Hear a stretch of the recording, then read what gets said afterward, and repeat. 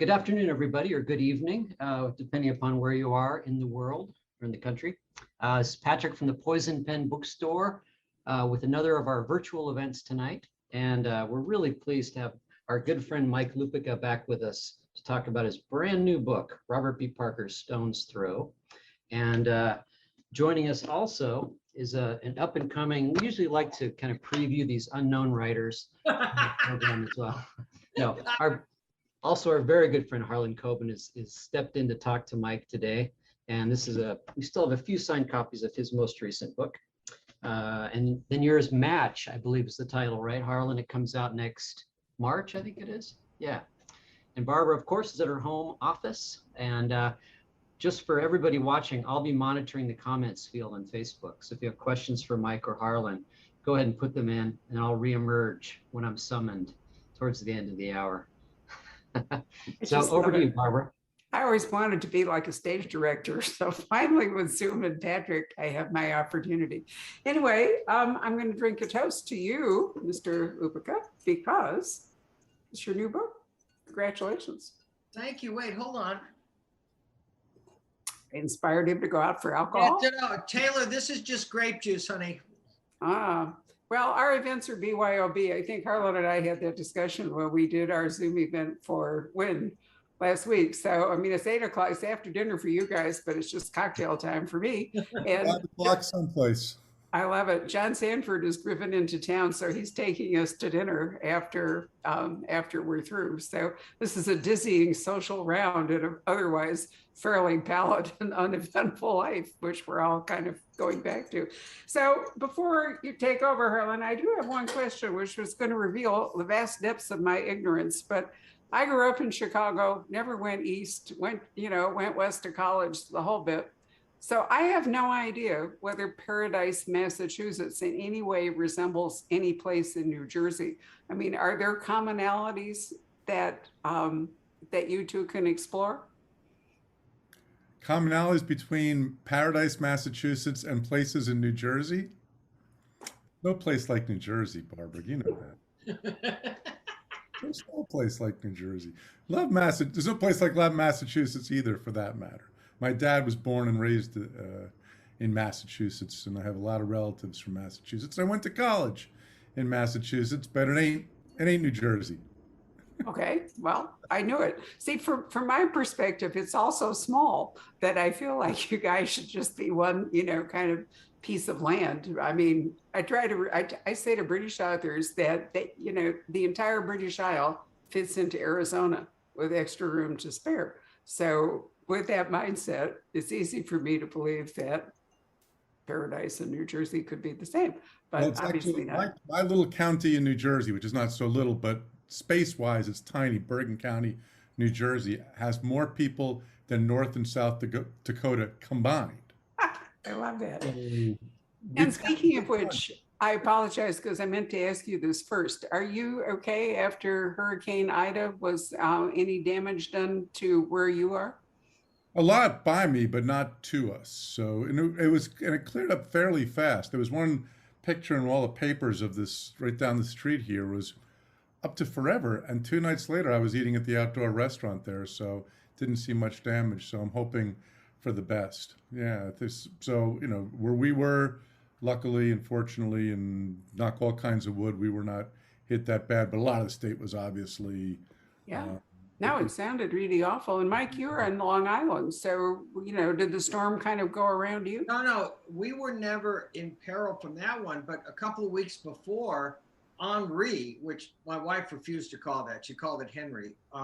We were out on Eastern Long Island, and we were supposed to be directly in the path of it. And the day before, you can't believe the line of traffic leaving this part of the world and heading back towards New York City. Harlan, we were playing the Artist-Writers softball game that day, which is, as you know, a seminal event.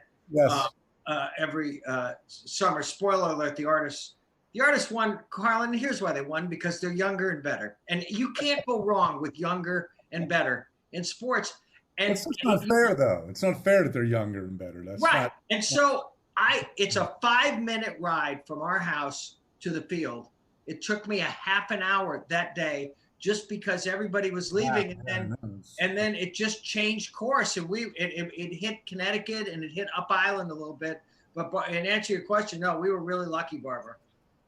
Well, I'm delighted to hear that. You know, Robert Parker showed a lot of genius in calling it Paradise Mass. I mean, a great tagline is Trouble in Paradise, you know, which probably, was that ever used as one of the book Yes, titles? it was. Yeah, it was. Yeah, I thought it was. But anyway, I do think that, you know, he set things up by using Paradise as a name for an awful lot of great stuff. Parker had a really wicked sense of humor. I miss him. You know, we used to drink at the Arizona Biltmore before his events. And I remember one day I got an email from Putnam after we'd hooked Bob off the stage at 8:30 because the signing line was so long. And they said to me, "You must be entertaining some other Robert B. Parker, because this is not the Parker we know." But he really, you know, he really enjoyed it when he got here, even though he didn't love doing live events. So did you guys both know him? Did you meet him? Yeah, I knew him pretty well. I was to the famous house that he shared with Joan in Cambridge. I believe it was on Ash Street. And we would show up and do Mike Barnacle's radio show back in the days. And I think I told you this story. I think I've told Harlan this story. And every once in a while, we'd end up in the same city on a book tour. And one time we ended up in Washington, and we were staying in Georgetown, and we just ran into each other in the lobby. And he said, "Mikey," he called me Mikey. He said, "Mikey, let's have dinner." I said, "Great." And he said, "What time's your signing?" And it was 6:30, and I forget where it was. And his was, I think, in Politics and Prose at 7 o'clock. I said, "Bob, what time do you want me to make a reservation for the restaurant back here?" He said, 8:15. I said, "Well, wait, you're signing it. You're talking and signing at 7. How are you going to get back here at 8:15? He said, "Mikey, let me explain something to you.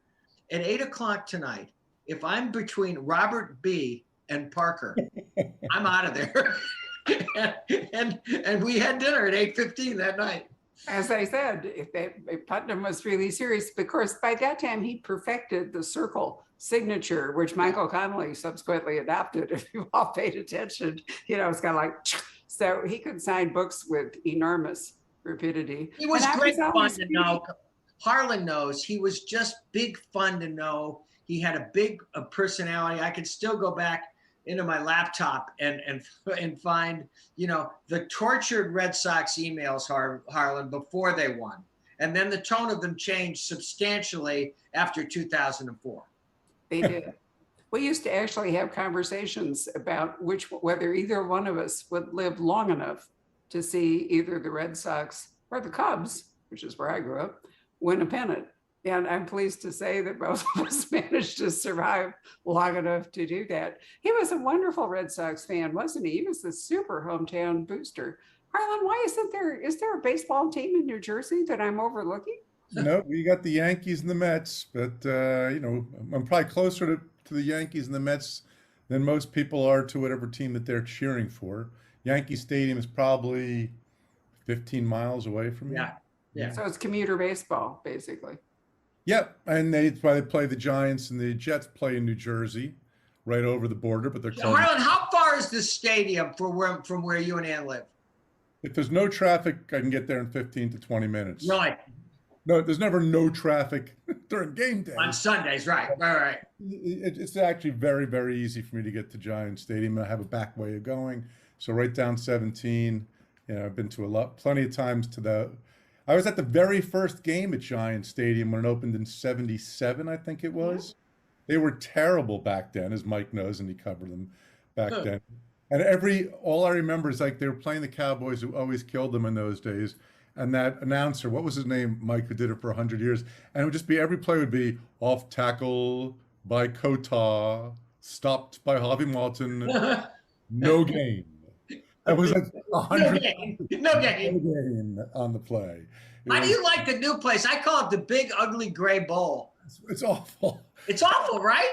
It's like everybody built these gorgeous, and I got I went to, I know we're not talking about things, but people will get interested. Jeff Fiegels, who was one of the greatest punters of all time, lives here in town and is a close friend of mine. And they let him, when he had his retirement party, have it at the new Giant Stadium before it was open. So we were all excited to go there. We were the only ones there. And I'm like, what the hell were they thinking with all of the gorgeous new stadiums all over the country? It's like, how can we make it look like we're in the swamps of New Jersey? They could have built any kind of stadium they wanted, and they built this ugly gray bowl that could have gone anywhere. And there's absolutely nothing remarkable about it, the way, well, there hasn't been anything remarkable about our team for quite some time. You know, it's funny, you'll get a kick out of this. So, you know Jeff Fiegels and his great career and, Sure. and all that. But there's a famous play when he was in Philadelphia where Trotter took his head off on a play and almost seriously injured him. And from that, they made a Fiegels rule where you couldn't hit the punter. So literally, Trotter put like his helmet on Fiegels and smashed him to the ground. And at his retirement party, they just played it on a loop on a TV. The 5 seconds. And he hit by Trotter and he smashed to the ground. Barbara, by the way, this is what happened. I was dying over it. It was the funniest thing. Just on repeat. I don't know who had the idea, but I'm like, that's genius. Barbara, this is what happens when Harlan and I get together, by the way. Hey, listen, baseball No, is the national.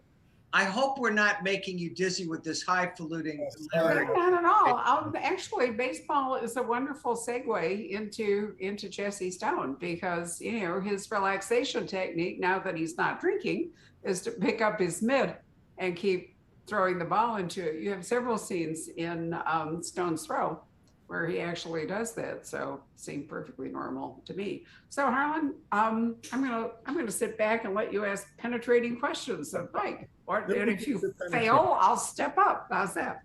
That's great. Well, whatever. Stay and you feel free to join in. Hey, everybody, welcome. I know it's 5 o'clock somewhere, especially where you are. So feel free to relax and enjoy. I am thrilled to be talking with my buddy Mike Lupica, a legend in many different fields. I don't know if anybody out there doesn't know Mike's history or his story, but for those who maybe don't, Mike is probably, I'm saying, I don't know, I'm trying to think who would be more, the most famous sports writer of the last 30 or 40 years even.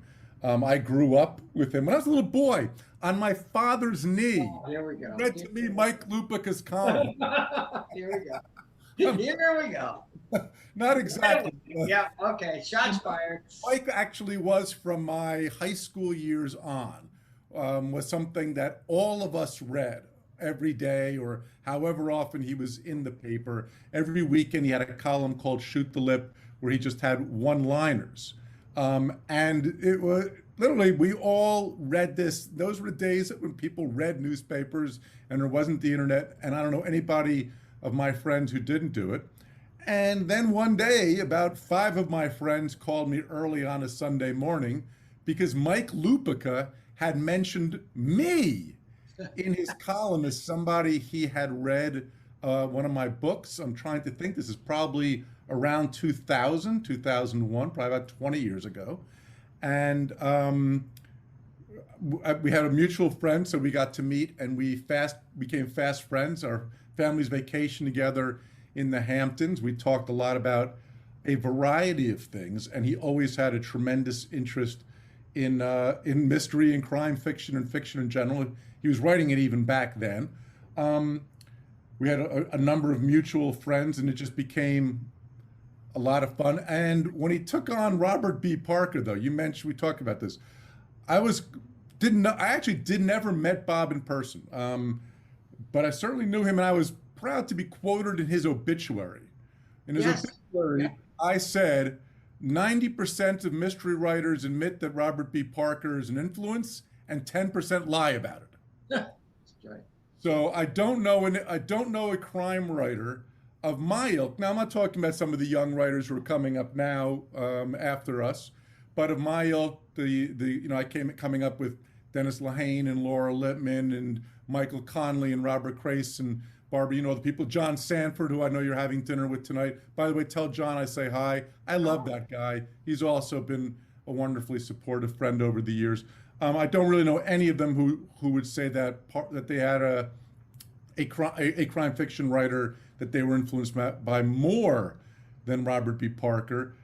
People talk about before that, I guess, for Parker it was Raymond Chandler, But how many books did Chandler write in the end, Barbara? 7, 8, maybe? Yeah, very few. You I know, think and we, 40? Harlan, we probably remember Chandler better from the movie than we do many people. It's like the Maltese Falcon. I am convinced that most people who think they've read it actually just saw the movie, and they think that's really true with The Big Sleep and a couple of Chandlers. Yeah, and then there was Ross McDonald, but he was different. Right. There is no direct line between Chandler and Parker that goes around McDonald, in my opinion. And Harlan, Just a my different pal Joe writer. Ede, who Barbara knows and has had Sure. at the store, and we're doing an event tomorrow night, a Zoom event. Has written a Marlowe novel called The Great. Goodbye Coast. I've read it, and it's terrific. And if you Tremendous. haven't read the IQ books, oh my God, he's great. But yeah, you're right. Parker was the man. Parker is the man. So how intimidating, all right, this is now your 5th Parker book, just so Yeah. people are clear. You wrote 3 Sonny Randalls and 2 Yep. Jesse Stones. Yep. How intimidating was that to start off with? I mean, how did you, your first one was Sonny, so I don't know if you want to start there. First of all, how did it come to be? And were you intimidated? Because I wouldn't do it in a million years. I'd be much too afraid. And you've done it with panache. That's the funny thing. You sent me an early Sonny Randall, and I was nervous for you. I'll be honest, as your friend, I was nervous for you. And I wrote you and called you right away saying, I don't know how you did it, but you really managed to pull it off. So let's talk about that a little bit. How did it start happening? All right. Here's my history with Bob Parker. I read the God Wolf manuscript when I was in college. I pulled it off the shelf, not knowing anything about anything, at a Brentano's on Boylston Street.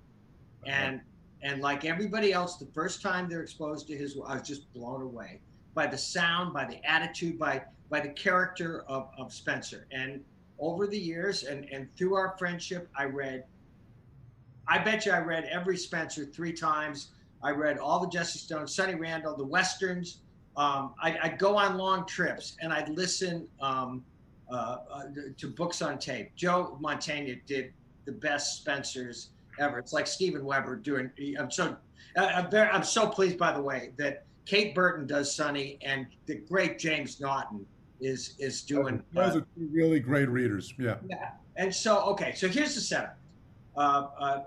My daughter rides, as you know, and I'm riding. We're going to take a 2-week vacation to a show in Vermont. We're taking a house. It's great. So I drive up, and I'm listening to an old Sonny.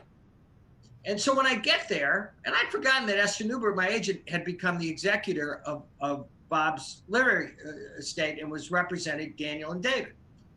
So I called her up. I said, "How come? The Westerns got continued, Spencer got continued, Jesse got continued. How come not Sonny?" And she said, "Let me call Ivan Held." She calls Ivan Held. She calls me back literally, Harlan, an hour later, and she says, "Write a sample chapter." I said, No. I have enough to do, and I'm happily writing books for young readers. And she said, "Michael, write the chapter." I got up in the morning and I wrote. He thinks I'm crazy. I write long. No, you write longhand too. Yeah, and I think you make me think you're crazy, but not the longhand. Yeah, right. Yeah, good point. And so I write a chapter. And literally after I'd written like 2 pages, it was like my voice and his. It's like I was having a conversation with him. It became the first chapter, essentially, of Blood Feud. And it's Sonny having a conversation with Spike, and she said, "Do you think I'm getting older?" And he says, "That's a trap." And she said, "No, the UPS kid mammed me the other day." And Spike said, "I assume you shot him." And Harlan, I swear to God, from that moment on, I knew I could do this. And after I'd written one Sonny and about half, they asked me if I wanted to do Jesse. And I said, "Yeah, of course I do." And from reading my column that, everybody has their own voice. Okay. So people say you're doing his voice. I'm writing the way I wrote my column, but his voice has been in my head for 40 years. And I said to you on the phone today, I should have been intimidated because I know how passionate Bob Parker fans are, except I'm one of them.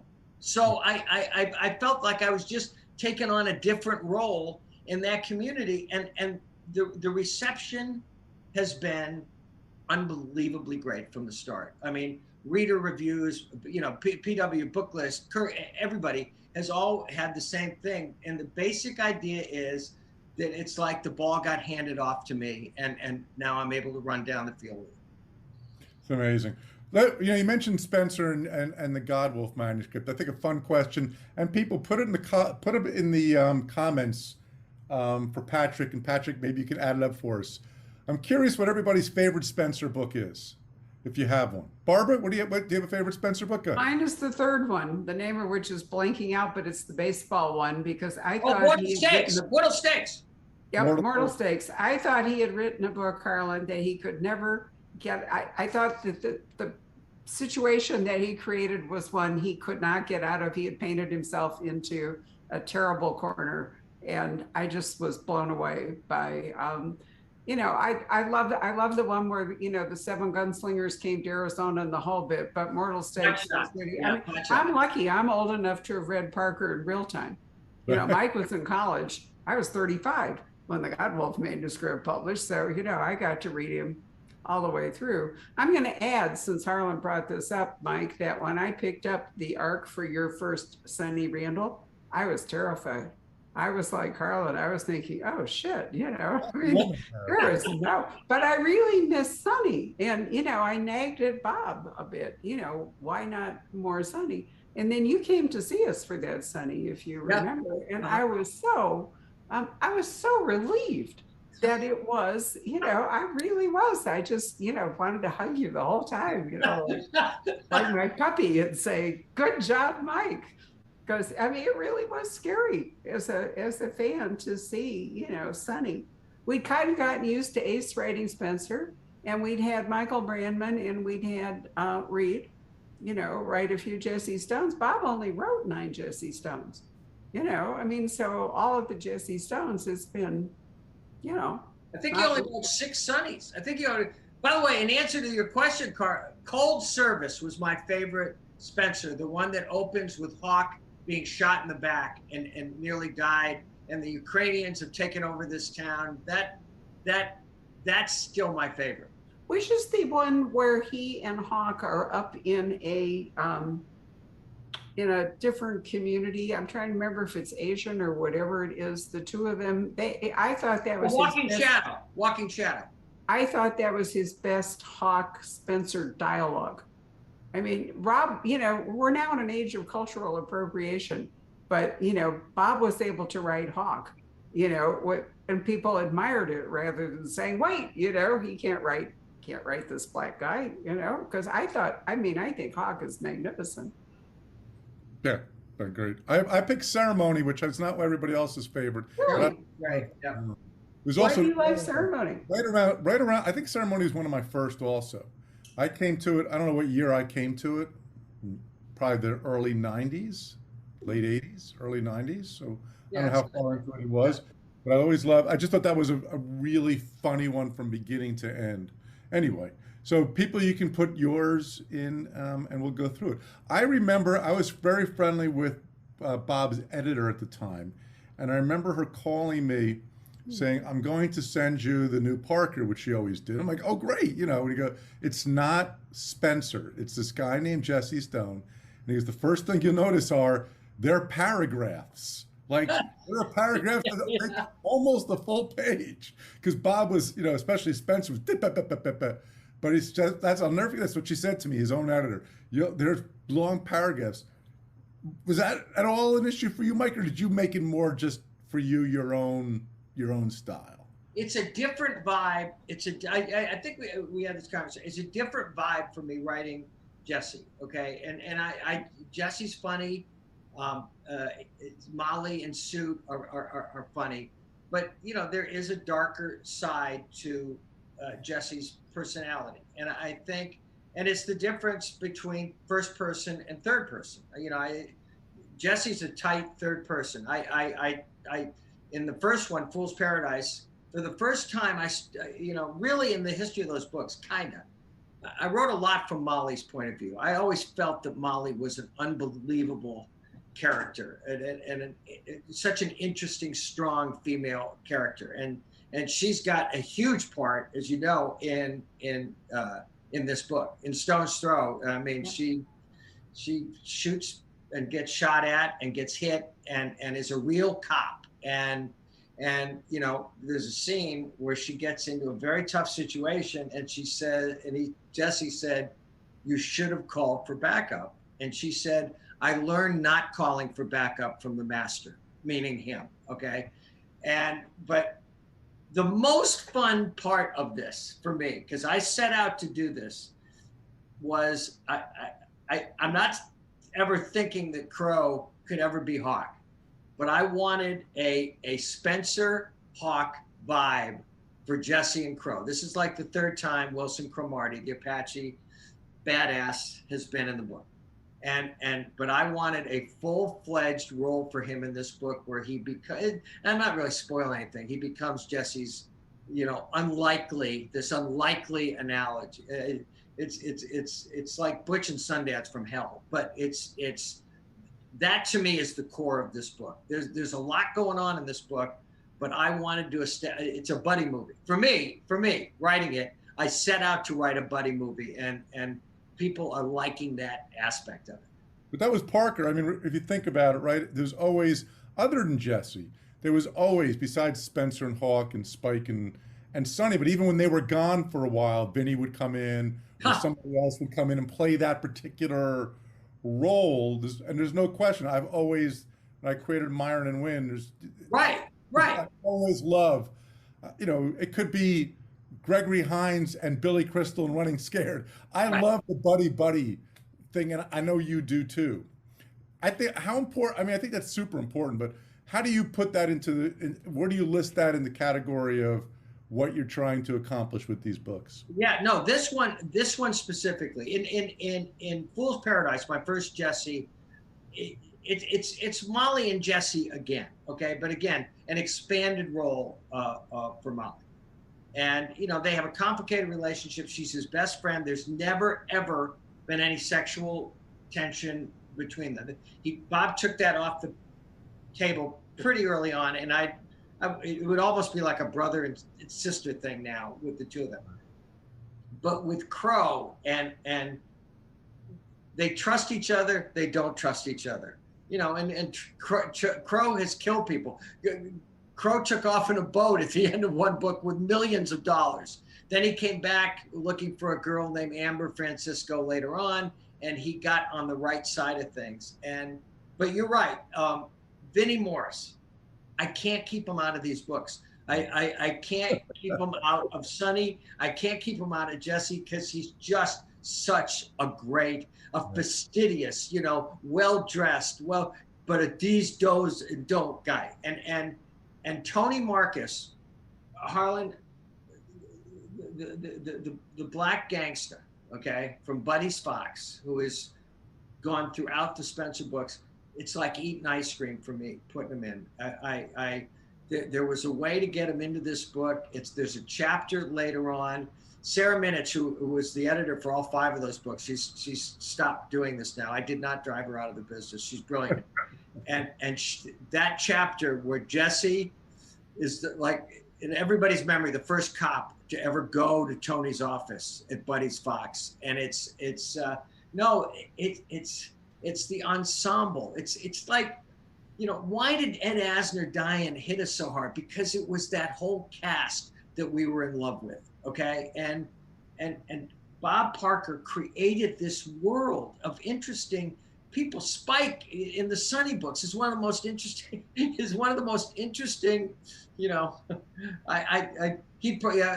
thinking I'd say he's Robin to Sonny's Batman, except Spike would have a joke about tights and a cape but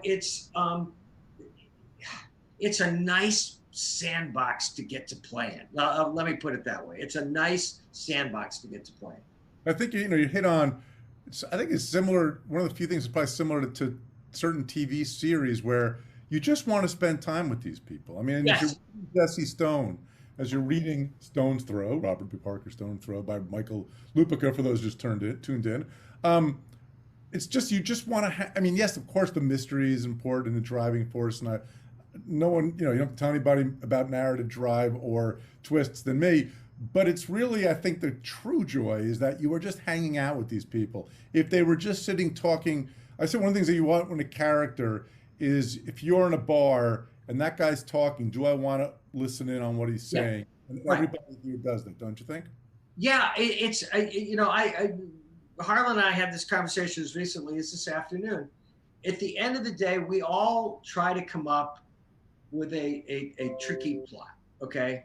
Not as tricky as Harlan's, okay? Because my game with Harlan is when I think I've got it, sometimes I do have it, but then I forget there's like 8 more pages left in the book. And it's I'm gonna be like poor Jeff Eagles, okay? He's going to take my helmet off and beat me with it and say, oh, little guy, did you think you had it figured out? Well, you didn't have it figured out, okay? But at the end of the day, you gotta wanna hang with them for 300 pages or 320 or 330 or 350.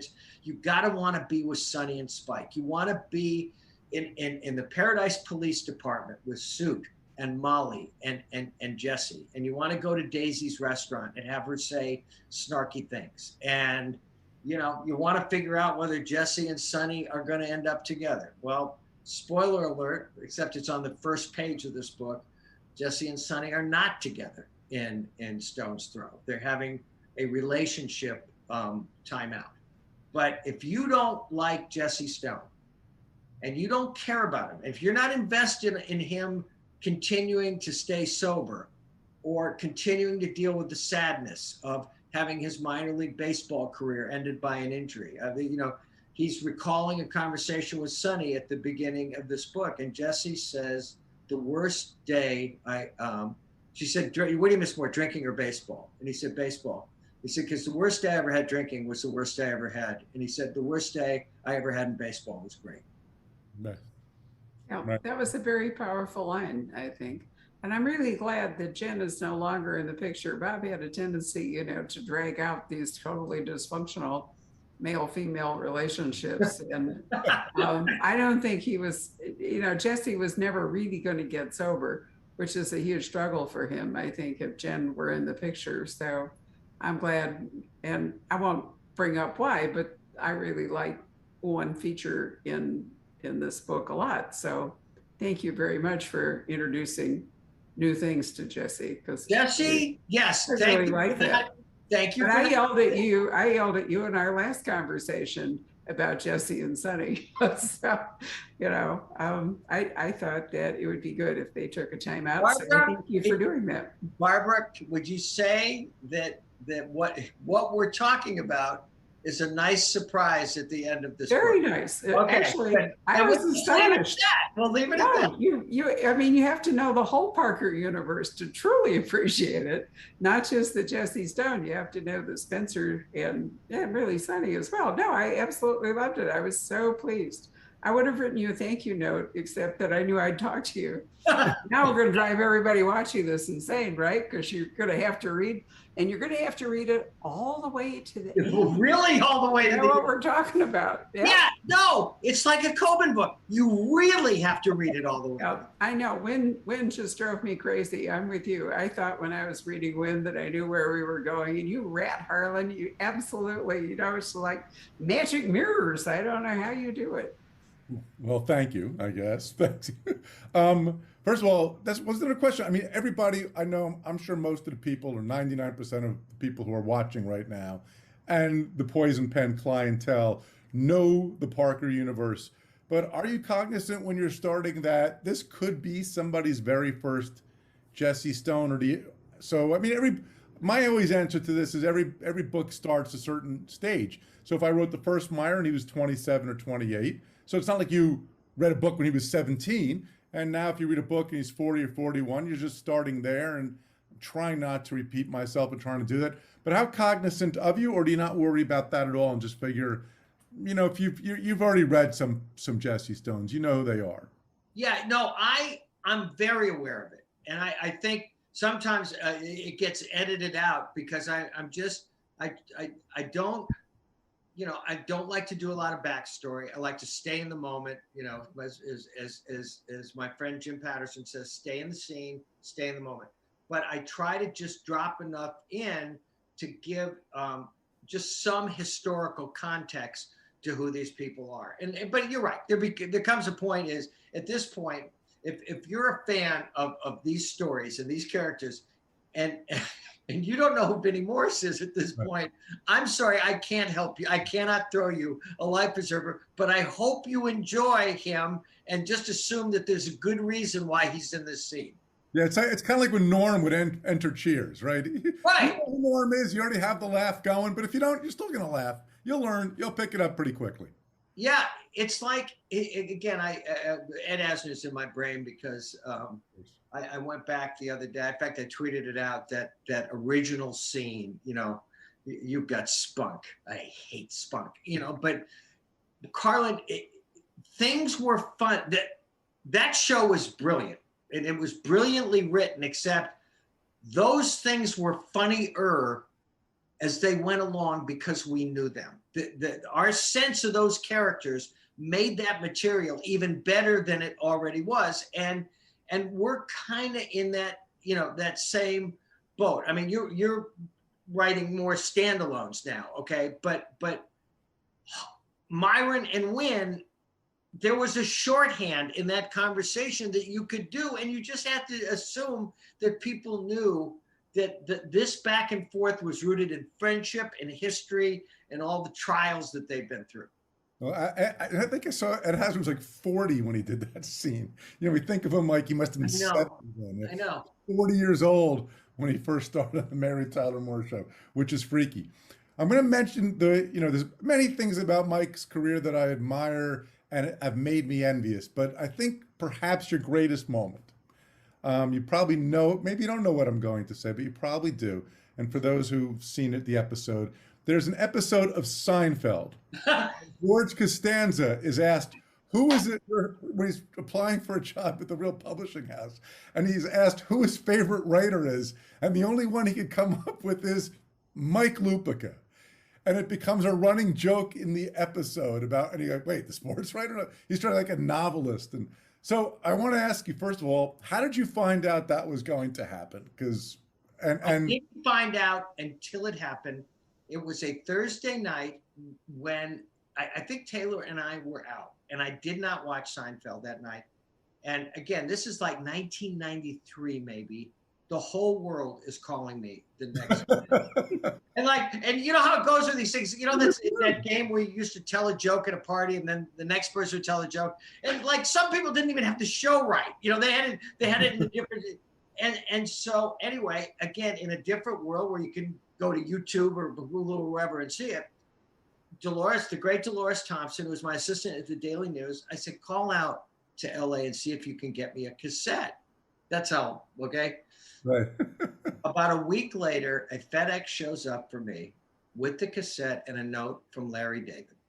And the note is, I don't know whether you know or not that I'm a native New Yorker, but this was just my way of saying thanks for all the years of great columns. And that moment began our friendship. We are friends to this day. We play golf together when we get the chance. But it started, we go to ball games, and that it started as innocently, and with Seinfeld now, every 6 months, somebody will see that show. And Jason Alexander is so great in that moment because he's completely flummoxed trying to come up with a writer, and he blurts out my name, and the stuffy editor says, who? And Jason Alexander says, sports writer from the Daily News, very insightful.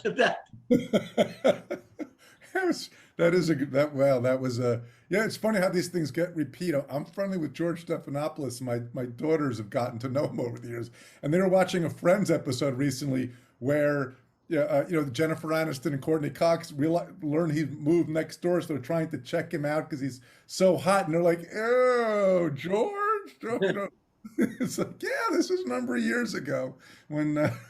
I I used to also, I used to joke with friends of mine that there should be an Emmy category if your name is used in a television show, you know. You definitely So would have won it that year. It I was a used, great line too. I remember cracking up watching it. I didn't know you back then. I knew you because I was reading you, but I didn't. We weren't friends back then. But that was a great moment. I'm going to switch gears a little bit because I know we have a lot of people also on who are writers, and you have written a ton. You had a column. You have young adult novels. You have even younger kid novels. You have written already in the last, has it been not even 5 years? You've written 5 of these Parker books in what, 3.5 years, maybe? I have written them in 3.5 years, and So and there's 2 books with Mr. Patterson that nobody's seen yet that'll be out. you're writing with James Patterson now as well. So everybody's going to want to know, how do you budget your time? Tell us a little bit about your writing schedule, how you work, the discipline that you have to be able to write this much. Well, first of all, I'm preaching to the choir with what I'm about to say. If somebody had told me that the problem would be budgeting time to get to do this kind of work with this kind of subject matter when I was a kid, I would have said, sign me up for all of the budgeting thing, because it's just, as Bill Goldman used to say to both of us, all I ever wanted to do was tell my stories. Okay. And so I get up early in the morning, I walk the dogs, and I go into this room that I'm sitting in, and I've got a writing table that I've had since my apartment in New York City in the 1980s. It has made every move with me. Someday I'm going to figure out how many novels have been written on this table. And on one side of the desk, I've got this that I was working on today, which is something. And then I work till I can't, and I do other things. And then in the afternoon, if I've got another project I'm working on, I work on that with a completely fresh brain. And sometimes I leave it, this sounds nuts, right on different sides of the table or in a different room. But I write longhand. Notebooks for different books? You don't write in the different notebooks for different books? I have the same notebooks. I have these, I used to write on yellow Lego pads, and Elmore Leonard was at the house one time. He said, why are you worrying about writing in the lines? So now I order like 40 of these tablets at a time. And I write longhand, and sometimes it's 20 pages and I'll type, or sometimes it's 40. And sometimes if I get going good, it'll be 60 pages. But then when I put it into my laptop, it's like a second draft. I fixed so much stuff. And again, as a newspaper columnist, Harlan, I never had the luxury of writer's block. I never had the luxury of calling my editor and say, I'm sorry, I'm just not feeling it today. And he would say, no, we have this space on, that we've allotted for you, and we'd like you to fill it. And so, I'm sure you're the exact same way. I always know when I'm getting near the end of a book, because I'm already thinking about there's another story that has shown up in one of my notebooks. And again, it's all I ever wanted to do. I mean, I wanted to be a newspaper columnist in New York, and I wanted to write books. Jimmy Breslin did that. The great Pete Hamill did that. And so I never feel stressed at this. I mean, we all get to, there's always a point, I think I said to you one time, I'm afraid of page 100. I get to page 100 and it's like I'm in a deep, dark forest, but we always write our way out of it. But again, these are problems out of being blessed to get to do this kind of work. There's 2 things I want to comment on that. I agree with almost everything you said pretty much, but 2 things. One is that I do something similar. I have my notebooks here too. Sometimes I'll write directly on the laptop. I'll do whatever makes me write. So some days it's going right. But most days I do the same thing. And exactly for that reason, there's something very, I don't have lines on mine either. You can't read it. I'm not worried about holding it up. But there's something I think freeing and childlike about hand to paper. Oh. I think when you cross out, it's not deleted. You could still read through it. You can draw arrows. Yep. Lines. And I've used that line a million times also.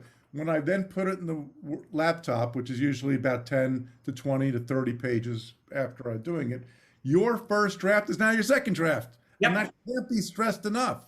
Right. Your first draft is already your second draft. And that's so important. You want to know how it started? And I was reminded of exact that brain to finger to hand to page. Okay. I was in a summer house with a bunch of buddies finishing my first novel. I wrote these novels about this TV reporter named Peter Finley. It actually became a television movie that I got to write later on. And they'd be sleeping it off in the morning, and I'm working on an old Olivetti, and I can't type even downstairs in this small house.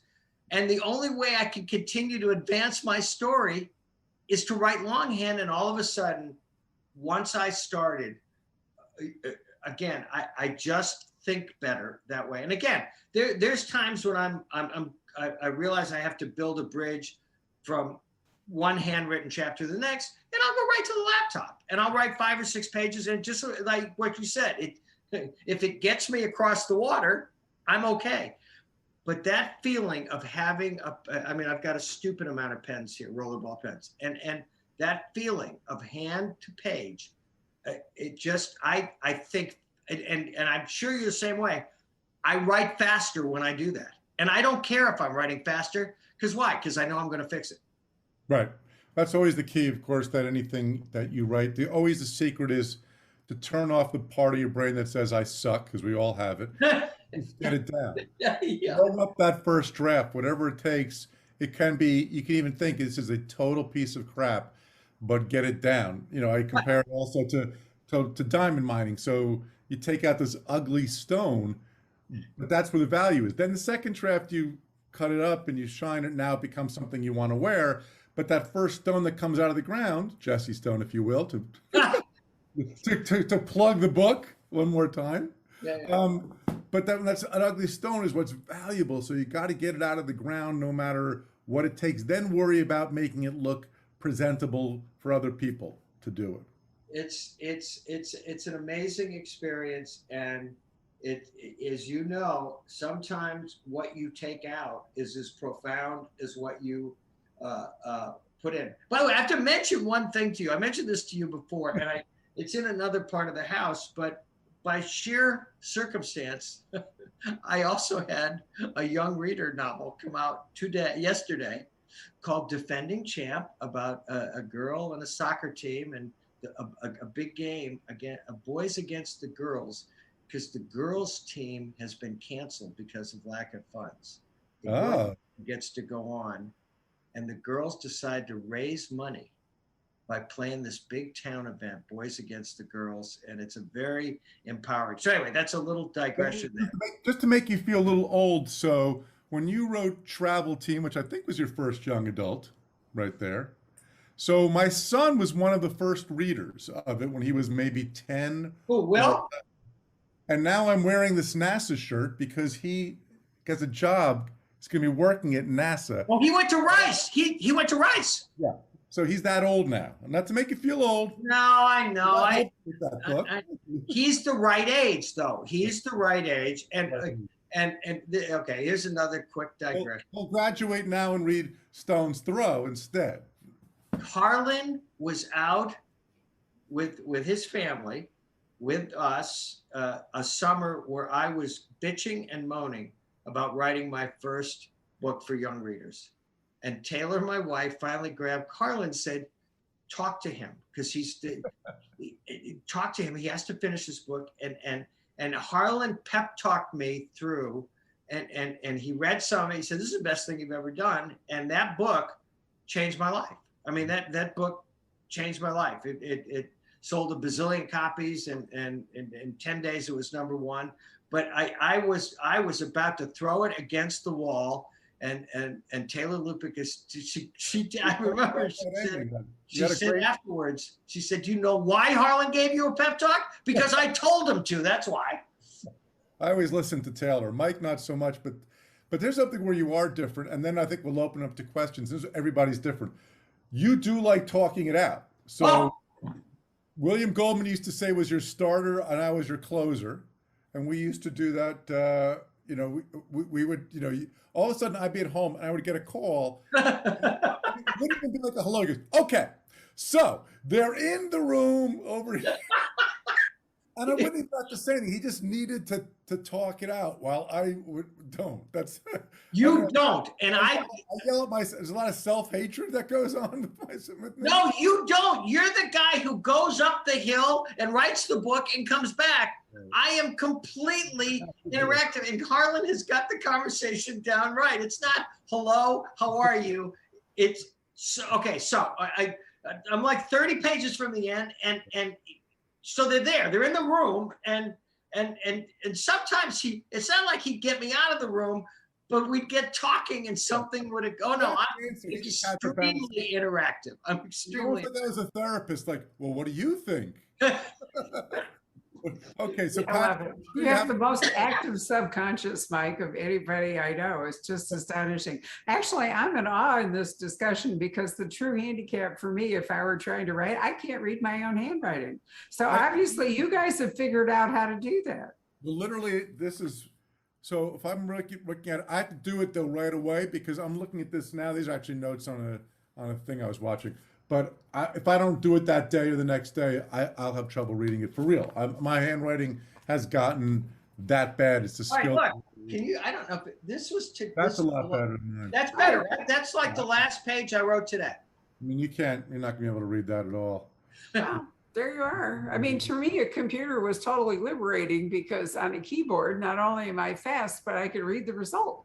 You know, so it's awesome. So Patrick, you want to come join us? Do the role of the hand. I'll do this role on like another laptop or something like that, and I'll look at it because my handwriting is that bad. Patrick, we got anything for us? Yeah, I did catch one sentence on your pad there. It says, before we met Callie. Am I right? Oh, before we see Kaylee. Okay, before we see Kaylee. Thing I'm working on. Well, wait, mine. Can you read this, Patrick? He did it, bitch. Okay. Oh, that's short and to the point. I might have been able to figure that one out. I absolutely love it. I'm going to say one more thing too in regard to something, Harlan, you brought up, which I think, you know, is a really good point for a bookseller too, because we're often asked that, where should I start? You know, can I read this new book? And the truth is really, you almost have to read the whole Parker universe, not just the Jesse Stones, but to truly love Stone's Throw, you have to know Spencer the whole bit. So, you know, that's such an enormous volume of work. I think the only answer is start here and then see. Right. That's the other thing. I think of every great series that I've ever read, with very few exceptions, I rarely start at book one. You know, I found Parker in book 7. I think I found Lucas Davenport because I'm thinking that because of Stanford. John Sanford was that not the first book either. Very rarely have I actually started. Then I'll go back, and I find actually most people with Myron too, because I don't love the first Myron. I wish you'd find it now and then go back. That's interesting because see, I've read almost all of you guys from your first book forward. I mean, before I was a bookseller, I still did that, you know. And so it's interesting to, you know, one reason I love these conversations is that it's really a trawl back through, you know, decades of my life in point of fact, you know, because Bob wrote the Godwolf manuscript, what was it, 75, I think it was. Right. Yeah. You know, and Tony Hillerman wrote The Blessing Way in 73 or 75 or something. So, you know, it's been wonderful. Patrick has read an awful lot of things in real time too. We're over. And you know what I just did, Harlan, and to speak to what you just said. Well, first of all, when was the first Myron? What year? 95. Okay. I'm late coming to him and I felt like an idiot, but I feel like that frequently. William Kent Kruger. I just started reading. Oh, right. See, but I started with Iron Lake because he started it here at the store. I think we're really lucky that way that so many writers have started. I mean, Michael Conley's first event ever was here at the Pen, you know, and it makes it hard. We're lucky that we have therefore been able to read things. We look for new novelists because I think an important part of what we do is to find new talent. And I fell in love with an author the other day, and I muscled up a whole bunch of guys. They're all political military thriller guys, and I got them all to tweet the event we're going to do tomorrow night because I want this guy to do well. And I love the fact that we can actually do that in Zoom, I have to say. Really makes it possible to do things that we couldn't do when everything was live. I mean, what were the odds that I could get both of you to the store tonight? Pretty dim, right? But here we are having this great time.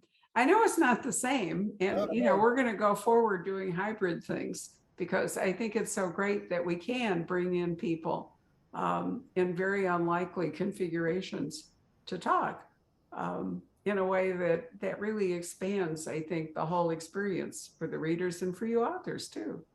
How much fun it is to talk to Harlan, Mike, instead of just boring old me all over again. Anyway, Patrick, what do we got?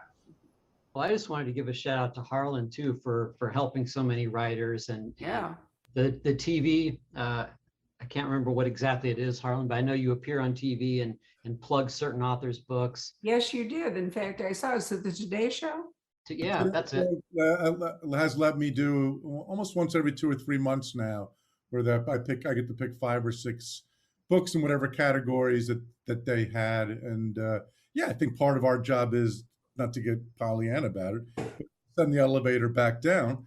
Same when I was coming up, you mentioned Dutch Leonard before, and Mary Higgins Clark, and Lawrence Block, and Donald Westlake, and Ed McBain, and Sue Grafton, and Tony Hillerman, and they were all so damn good to us. I mean, I was always in shock and awe as a complete unknown writer and going to a conference at how welcoming they were. And so for the guys that came up with me, we mentioned before, Conley and Crace and Lippman and Scottolini and all the rest, I know we all feel the same obligation in crime fiction, just as we feel an obligation to stores like yours. And I'm not an optimist in many ways, but the mystery in the crime fiction community, as you know, I mean, Patrick, I met you when I was first starting out, and you and I were hanging, and Lahane wanted to show us this little movie he made, remember? Yeah, I do remember that. Yeah, that was in Monterey. I've known you, and that was when I started touring with Lahane, and that was in the 90s. 90s, yeah. Dennis Lahane and I toured together. I think we had about 7 people in events. It was right before, it was right before I wrote Tell No One, and he wrote Mystic River, both in 2001. Our lives changed. And George was just starting out too. We were always welcome at your place. Yeah. Well, I was happy to see you give a plug to Wallace Strobey, who I think is really kind of underappreciated talent, but there are so many. Yeah, I love that. Let's see. So some questions from the audience. Well, we have some comments about people are amazed that you both write in longhand, which is very cool. Let me throw in a point too, which is that P.D. James, on the one time she came to the store, part of what we talked about is that she wrote all of her books in longhand. I mean, she was another one who really, like pen to paper. So calligraphy, kids, try it. Let's see. Jill asks, this is for Mike, were there any outlines or notes that Parker actually left behind that sort of guided you in direction, or I guess by the time you picked them up, others had already started that framework, right? Yeah, I mean, with Sonny, it had been, I forget how many years. It had been 10. Barbara could probably help me. I think it'd been like 10 years or more. Yeah, at least, yeah. Since he had written to Sonny. So I felt like Sonny was a clean slate for me, but I did, in my first Jessie, bring back characters from Candace Pennington, a girl who had been violated by 3 young punks in high school, and the ripple effects of that in their lives. And that's a very important part of Fool's Paradise. But no, I was standing on the corner and I got like hit by lightning doing this. I had no plans to write this kind of book until I asked a simple question: why hasn't somebody continued Sonny Randall? And the rest is now my personal history. It looks like Robert Knott has a new one finally coming out next year. Right, because that's the Western series. It's been quite a while. It's been several years since Robert wrote another book. Yeah. Harlan had asked about sending in your favorite Spencer picks. And of course, people sent in all different Parker novels. Oh, good. What are they? But Early Autumn was a good contender. Right. Looking for Rachel Wallace. Those- I liked Ceremony as well. And also The Promised Land was the Edgar Award winning one. Promised Land was the first time with Hawk. Right. That's and Hawk's working as a lead breaker and for the bad guy and switches leagues basically. It's interesting to look, I do a discussion group here that I've done for 20 years now for hard-boiled fiction and things. And it's interesting to read novels as a time capsule too. You really get a sense of what's going on, in the background of these books as well. Let's see, Backstory. Great. Has a boat, Mortal Stakes, which is the one that Barbara was mentioning, Yeah. right? Walking Shadow. I have a distinct memory too. I remember Barbara, we flew to Anchorage, I think it was, for one of those book conferences. This was towards the end of Parker's life, and Barbara was reading an ARC, and I just remember her laughing on the plane while she was reading the ARC. He was like a treat because I have to read a lot of books that I wouldn't necessarily choose to read in order to do a decent job. And every time I would get a new Parker arc, I would put it, in a place on my shelf, and I would pace myself and I'd say, okay, if I read this and this and this, then I can treat myself to Parker. Or occasionally, if I were really sad or sick or something, the one arc I knew I could pick up that would just be perfect would be the Parker. And even if the margins got wider, and all the rest of it didn't really matter because Bob could say more in a few words than many writers can say in paragraphs. No. He really But- loved the Western Right. too. It was one of the few, I get a lot of books in the mail sent to me, but his editor always knew to send me the arcs as soon as they were ready. The best. It was the best. It was the best. Right. You would figure a space and a time and a place, and it would always go to the top of it would always, no matter what you would do, it would always be calling your name until you did it. And even the worst one, and I can't think of even what the worst one was. There's never a Spencer written by Parker that was anything but a complete delight. Yeah, some are better, I agree. but What's even better? Elmore Leonard used to send them to me off the typewriter. I mean, he would literally, as soon as it was Really? printed, and it was like one of the great guilty pleasures of all time. And the greatest, I think, greater than any award I could ever. There was a time when he wrote Djibouti, and Greg Sutter, his researcher, kept calling and saying, "Did you get the arc? Did you get the arc?" And he said, "It should have been there today. It should have been there today." And I said, "Well, let me walk down to the mailbox. It didn't come." And the reason he wanted me to see it is because he had dedicated the book. Dutch had dedicated the book to me. And when Taylor came down the hill and picked me up off the floor, it was knowing him was. I told Barbara one time, I used to call him when he's like 85, 86. I'd call him in the late day, knowing he'd still be working. And I'd say, "Are you writing or thinking about girls?" And he'd say, "What, you can't do both?" Probably smoking a cigarette, right? Absolutely. He only smoked for about 70 years.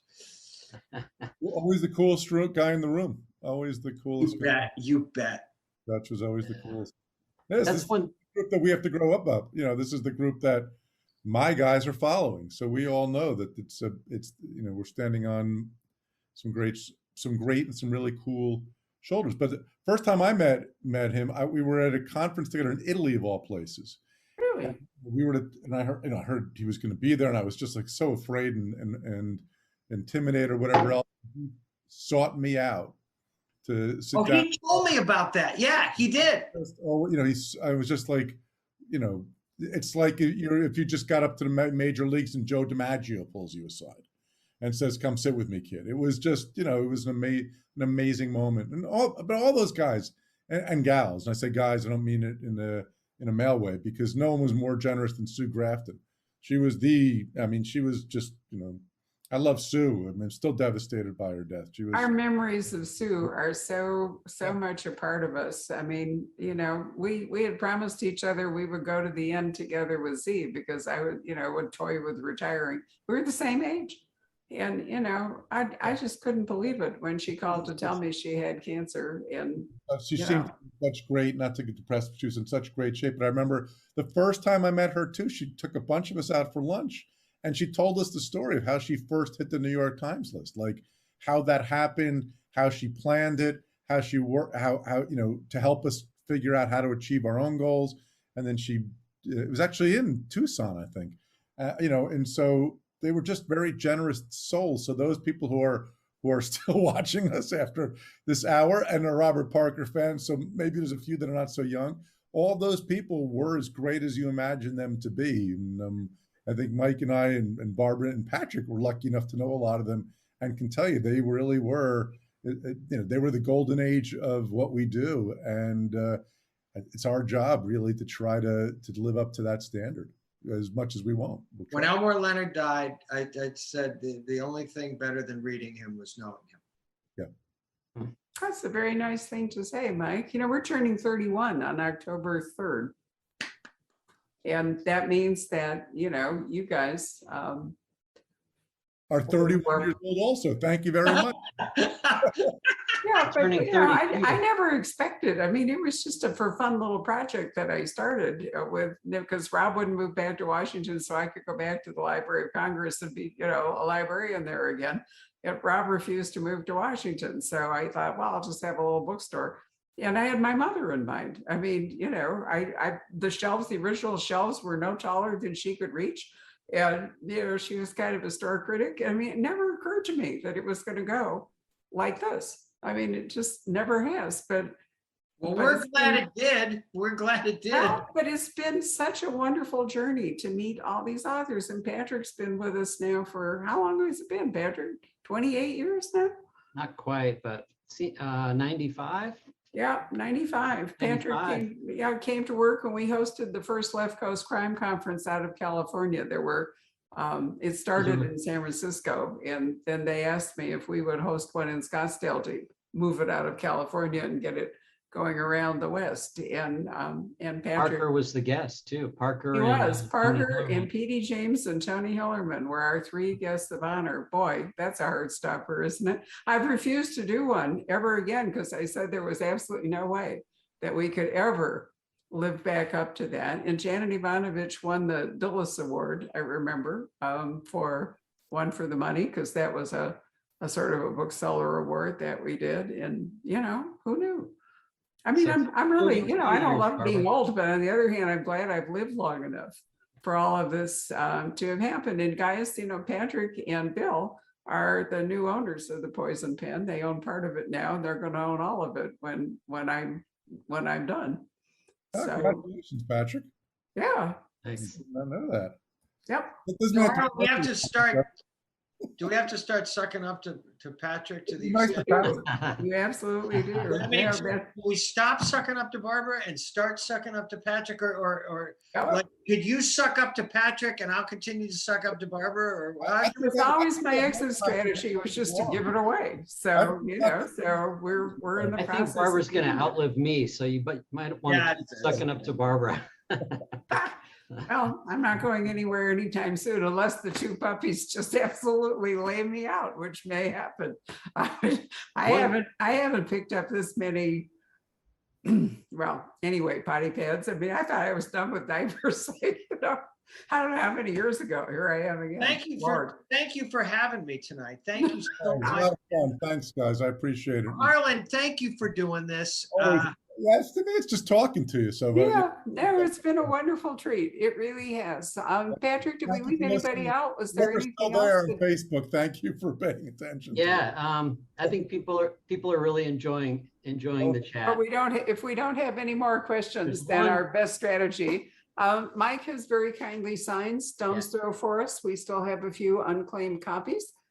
We still have a couple of copies of Win, Harlan's book from last March, and with any luck, we'll have Harlan's new book next March. Patrick, what's the title again? I've forgotten. The Match. It's the sequel to The Boy from the Woods, where we find out his origin story. How wonderful. That's actually one of my very favorite of all your books. I really love that book. So that's grand. I'm glad to hear it. And Mike, maybe we'll see you in January with the Patterson.